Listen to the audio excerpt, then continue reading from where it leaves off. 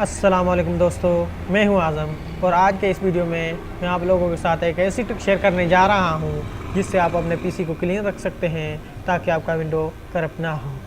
असल में दोस्तों होता यह है कि जब हम कोई प्रोग्राम या कोई वीडियो एडिटर या कोई फ़ोटोशॉप वगैरह यूज़ कर रहे होते हैं तो उसकी टेम्प्रेरी फाइलें जो हैं वो हमारी विंडो फाइल में जमा होती रहती हैं, तो हमारी विंडो फाइल फुल हो जाती है। इस तरह हमारा विंडो करप्ट होने लगता है।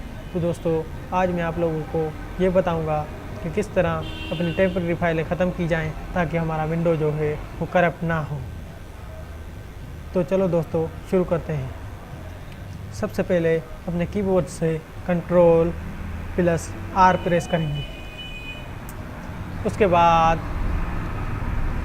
%, प्रेस करेंगे, फिर TEMP, फिर परसेंटेज टेम्प, फिर %। टेम्प का मतलब है टेम्परेरी फाइल्स।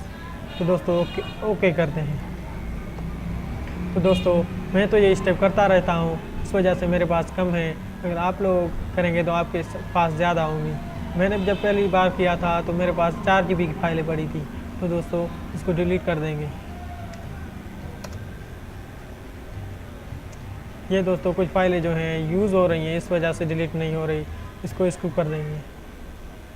उम्मीद करता हूँ दोस्तों आज का ये वीडियो आप लोगों को पसंद आया होगा।